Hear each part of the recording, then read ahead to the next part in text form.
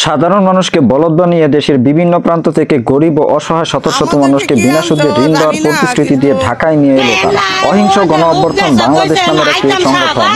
জানা যায়, চুয়াডাঙ্গা, পাবনা, কুষ্টিয়া, নারায়ণগঞ্জ সহ দেশের বিভিন্ন জেলা থেকে বাস ও মাইক্রোবাস ভর্তি করে দলে দলে মানুষজন নিয়ে আসে ঢাকায়। তাদের বলা হয়েছিল শাহবাগে আজ সকাল 10টায় একটি গুরুত্বপূর্ণ সভা হবে এবং সেই সভা থেকে তাদেরকে ঋণ দেওয়া সংক্রান্ত সিদ্ধান্ত গ্রহণ করা হবে।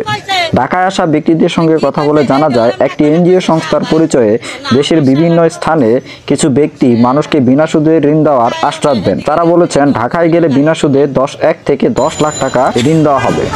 অনেকের কাছ থেকে এর জন্য 1000 টাকা করে নেওয়া হয়েছে এবং একটি ফর্ম পূরণ করানো হয়েছে। এই আশ্বাসের পরিপ্রেক্ষিতে তারা গাড়িতে করে ঢাকায় এসেছেন। চুয়াডাঙ্গা থেকে কয়েকজন জানিয়েছে, মোস্তফা আমিন নামের একজন ব্যক্তি আজকে মিটিং করবে সোহরাওয়ার্দী উদ্যানে এবং সেখান থেকে তাদেরকে ঋণ দেওয়ার প্রস্তাবনা করা হবে। একইভাবে পাবনা থেকে আসা মানুষের সাথে কথা বলে জানা যায়, তাদেরকেও ঋণ দেওয়ার প্রতিশ্রুতি দিয়ে ঢাকা আনানো হয়েছে। কুষ্টিয়া থেকে আসা লোকজনদের ভাষ্যমতে আজিজ নামের এক ব্যক্তি তাদেরকে ঢাকায় কালো টাকা সাদা করার সুযোগে 5 বছর মেয়াদী ঋণ দেওয়ার কথা বলে এখানে নিয়ে এসেছে। অন্যান্য জেলার মধ্যে নারায়ণগঞ্জ থেকে 3টি বাসে করে যে মানুষজন এসেছিল, তাদের মাঝে 2টি বাস রাতেই ফেরত পাঠানো হয়েছে। এক্ষেত্রে ঢাকা বিশ্ববিদ্যালয় এবং আইন শৃঙ্খলা বাহিনী গুরুত্বপূর্ণ ভূমিকা পালন করে।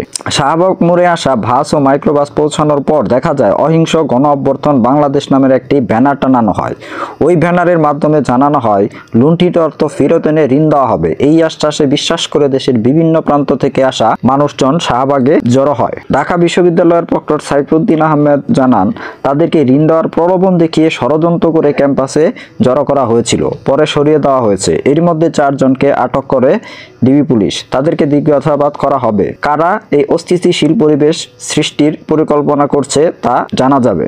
ঢাকার বিভিন্ন বস্তি ও আশেপাশের এলাকা থেকে সমাবেশের লোকজন জড়ো করার উদ্দেশ্যে কয়েকদিন ধরেই নানা ধরনের কর্মসূচি দিয়ে আসছিল এই সংগঠনটি। ঢাকায় আসা মানুষের কাছে অহিংস গণ অভ্যুত্থান বাংলাদেশ সংগঠনের ব্যানারে ফেস্টুন ও লিফলেট পাওয়া যায়। তাদের হাতে ফেস্টুনে লেখা ছিল, লুণ্ঠিত অর্থ উদ্ধার করব, বিনা সুদে পুঁজি নেব।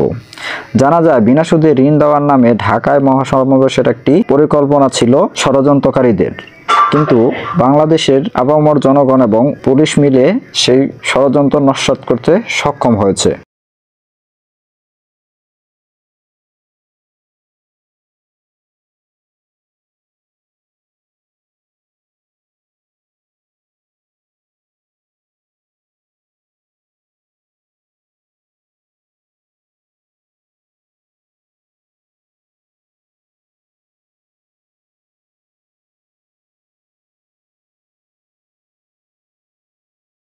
ষড়যন্ত্র নস্যাৎ করতে সক্ষম হয়েছে।